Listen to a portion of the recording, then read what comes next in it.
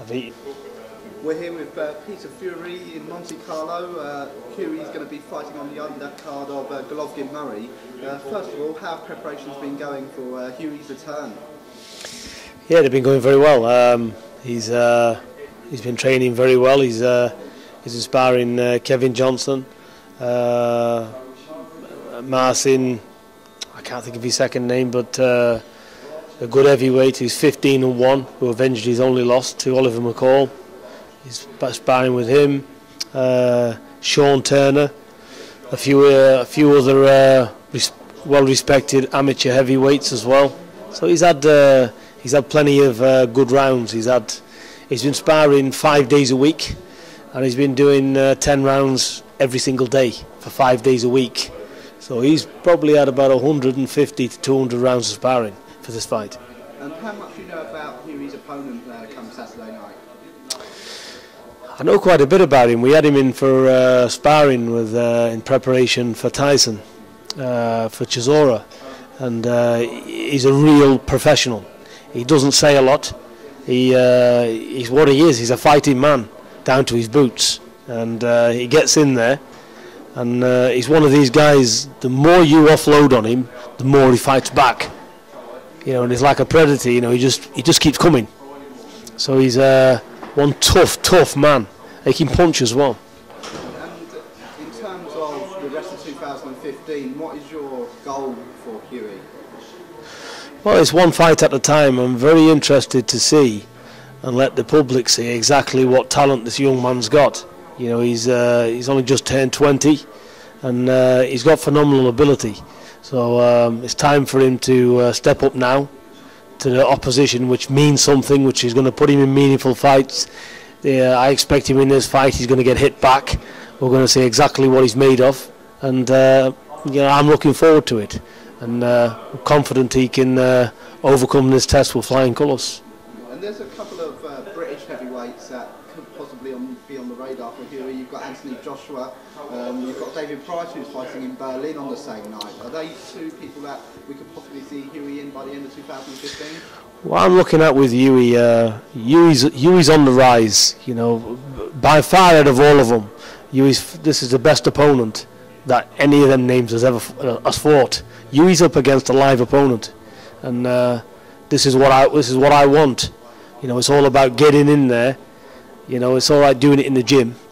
It's all right boxing people to protect the O. Well, this is not a case here. You know, he's up against it. This fight is no foregone conclusion.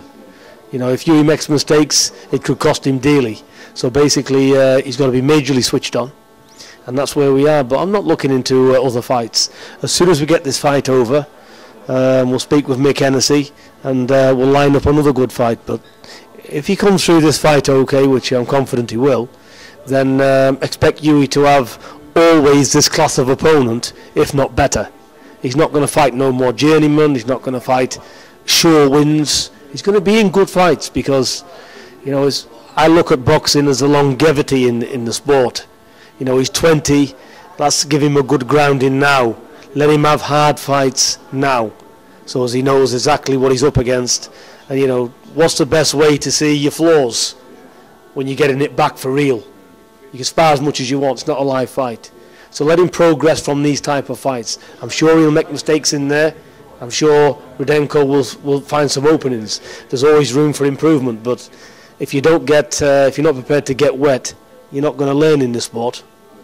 And do you think something that could help as well is taking Hughie out of England a bit more as well? This fight's obviously in Monte Carlo, and taking fights away from England, will that help?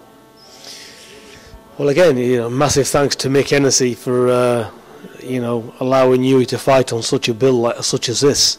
You know, it's a world title fight. I'm told that they're only screening 2 full fights, which is Hughie's and Golovkin's. So it's a major platform for Hughie to show his credentials, really. So, like I said, you know, full credit to Mick Hennessy. So, very happy. Hughie will fight anywhere. As you know, he's fought at Madison Square Garden. He's been lucky to fight at some of the best venues in the world, and this has got to be right up amongst the very best. So basically, he's lucky.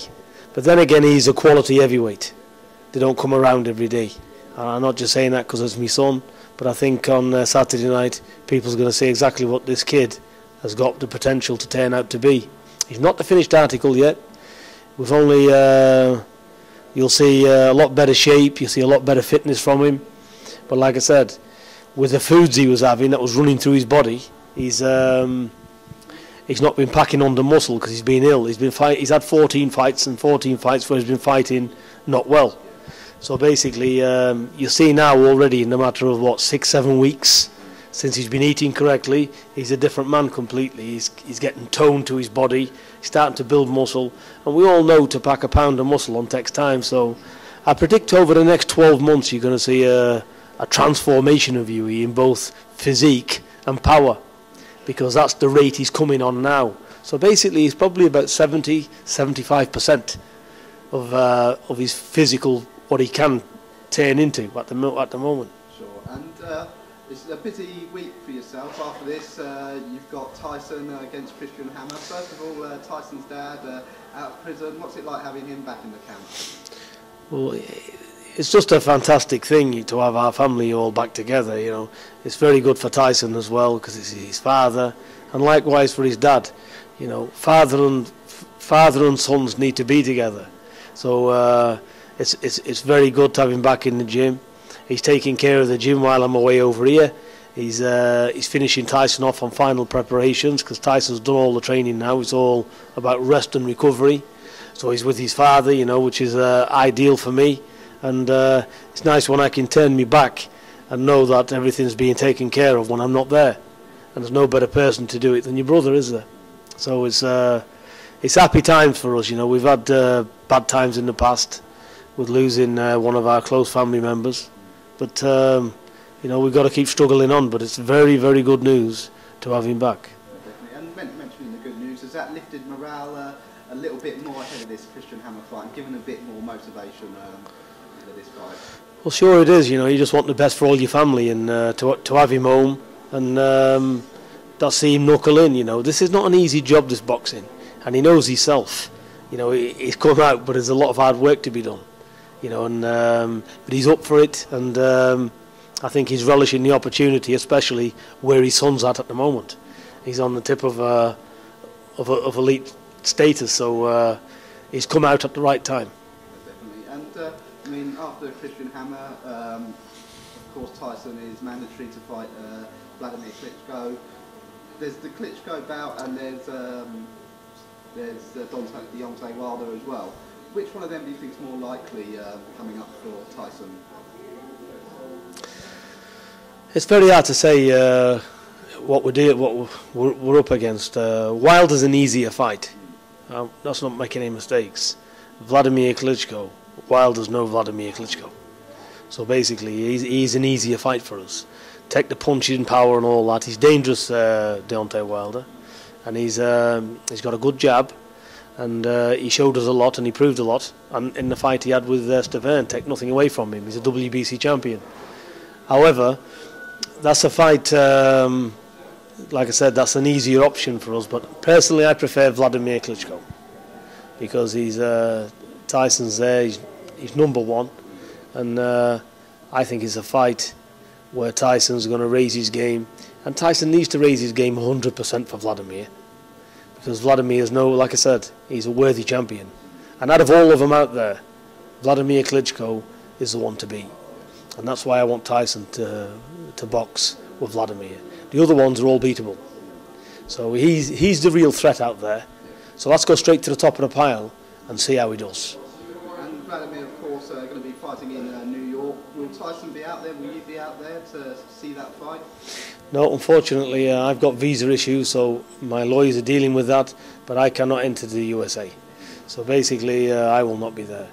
And that's another thing with the Wilder fight. I don't know if that's going to happen. It would have to be happening in Europe, because obviously, you know, unless we can get special access. But that's where we are. Yeah, Tyson, I don't know what Tyson's plans are. Maybe he will go out there. And do you think with Klitschko going out to America, it's the first time he's ventured out of Germany and Ukraine for a number of years. Do you think that's a sign that we could perhaps see Tyson versus Klitschko over here in the UK? I think so. I think Vladimir Klitschko is a businessman. I think it's a massive fight here in the UK. Well, over in the UK because we're in Monaco. I think it's absolutely massive in the UK. I think it'll do colossal numbers. So I think on a business level, I think that's a very possible fight in the UK later on in the year. I don't see... I think his opponent in April is a good opponent. But like I said, when you're dealing with big modern day heavyweights, it's a tall order for a guy of like Jennings' size or stature to do any good. So I don't think he'll have many problems there. So that's my opinion. And in terms of the Deontay Wilder fight, do you think if Tyson comes through at Klitschko, do you think we could see that later on this year? So two big type of fights for Tyson? Yeah, definitely. If Wilder keeps winning, which I'm sure he will do, then they are big fights. You know, I see that I see him and Tyson happening. But obviously Tyson would have to get past Vladimir, and we wait and see. You know, so but that's the fight that I personally want for Tyson. Would be Vladimir Klitschko. That's the fight we'd be looking at. That's of most interest to us. And you'll be happy to go out to Germany and go out to Ukraine if need be as well. Well, we just got to go take the bull by the horns, really. I'm not so keen on Germany because I've seen all the decisions they have. You know, so Tyson would have to basically lay Vladimir out to get the decision. You know, and I'm not afraid of speaking my mind. You know, we've had a lot of British fighters go over there, and the scoring's ridiculous. We had bad scoring with Paul Smith, didn't we? With the other guy. I still had the other guy winning it slightly, but not like they'd done it. They robbed him to death. So it was quite clear to see, even if Paul Smith had won, he wouldn't have won. So you know, where do you go with that? So you know, so we'd prefer the fight, obviously, in England for them reasons.